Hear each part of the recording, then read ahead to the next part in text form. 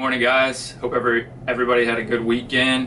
So I'm going to start doing a new segment called Beau Knows. If you've ever been on our website, you know that my blog podcast is called Beau Knows. So we're going to start tying some videos into that blog.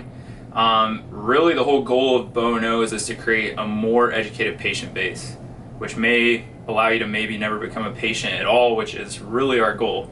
It may sound like the worst business plan in the world, but I really believe that if we create an educated patient, they will come back when they have that traumatic injury or they need more info, but I don't think we need a patient in the office all the time. We can definitely be taking care of ourselves, troubleshooting some things with our body, and then eventually we come back to the source. So today, something I'm going to talk about is something that we see a lot in the clinic. I don't think it's a very common thing to think about in treatment terms, but it's hypermobility. One of our older YouTube videos goes over the Baton Scale for hypermobility, which was a scale developed really for kind of a spectrum disease like Ehlers-Danlos, a connective tissue disorder that causes people to be hypermobile. Think of like your contortionists, people with extremely elastic skin, things like that. But when we have hypermobility syndrome, which is a new kind of coined term, not quite a diagnosis yet, there are a lot of things that are associated with that. So real quick, let's go over the Baton Scale just so we have it, but please check out our YouTube channel. There's a video called the Baton Hypermobility Scale. It's a 9-point scale where we're gonna look at, can we bend our thumb and get it down to the forearm all the way? Can we get our pinky beyond 90 degrees, about to 120? And these are points, so we're gonna have 1, 2, 3, 4. Can my elbows, are they double jointed? Do they hyperextend? 5, 6, do my knees hyperextend? 7, 8. And then the ninth scale, ninth point, there's two different criteria. The main criteria is, can I palm the floor with knees straight and a toe touch? Some people take the skin elasticity into account, but that's something that's hard to measure. That's more of an objective measure. So let's say I'm a 9 out of 9 on that scale. What are some things that we're going to see associated with that? Well, first of all, we know that that is basically a disruption in the collagen that's causing that hypermobility, which is usually tied to an autoimmune issue. So that's one thing. 2, we're obviously going to see more soft tissue injuries, things like that, especially in women, because women tend to ride more on their ligaments. They're going to be locked into a more valgus position in the knees, things like that. So if we're already going to that kind of physiological barrier of the joint because we just have this, tremendous amount of movement around the joint structure, we're going to run into more injuries.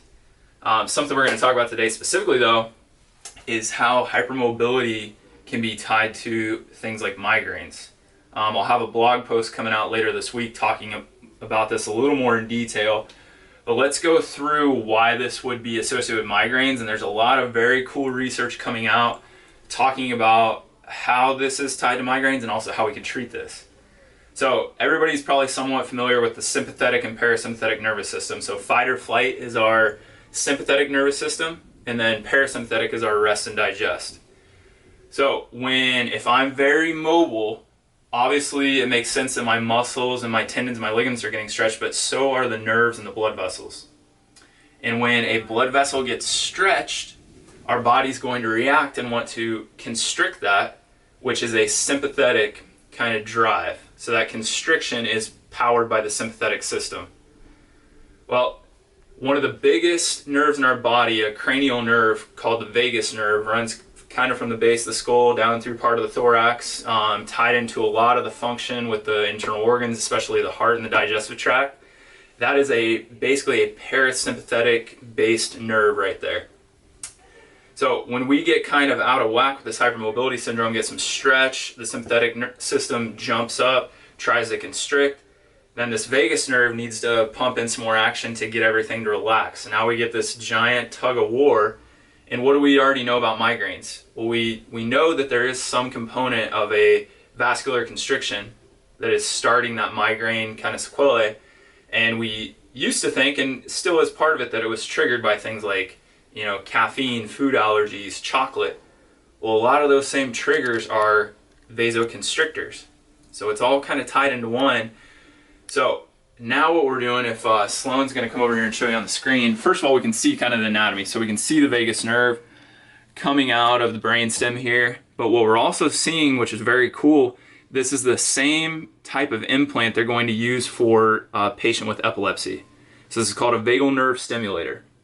And what are we doing? We're stimulating that vagal nerve to increase parasympathetic activity, to override the sympathetic activity, hopefully allowing those blood vessels to come back to a more homeostatic state, and hopefully the migraine follows suit and it's, put at bay. So very cool stuff coming down the pipeline right now, research-wise, treatment-wise. Obviously, it is not the most realistic thing that everybody goes and gets a vagal nerve stimulator put in to treat their migraines.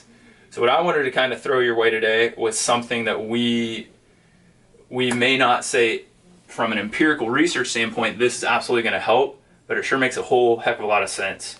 So for a nerve to function correctly, we need movement around that nerve, because movement will stimulate a nerve, okay? So vagal nerve is buried pretty deep in here, but would it make sense if I'm stuck in anterior head carriage, a really poor posture, I'm an apical breather, so I'm locking up the neck, moving with all these muscles all day long, that nerve is probably not getting stimulated, which is the job of this stimulator, very much at all. So what can we do to offset some of that? Well, we may say, well, fix your posture. Well, we may have sat in such poor posture for such a long time that we don't even have the ability to do that anymore. So we may want to do certain things like foam roll our T-spine, get a little double lacrosse ball or single lacrosse ball around the base of the neck, around the cervical-thoracic junction, and do some extension and do some movement. Now we may want to do something like some cervical retractions with rotation, things of that nature, and maybe some overhead moves, which we have tons of videos on our YouTube channel, and I'll be going through some specific protocols following our kind of Ripple protocol on how we can treat this maybe in a video next week.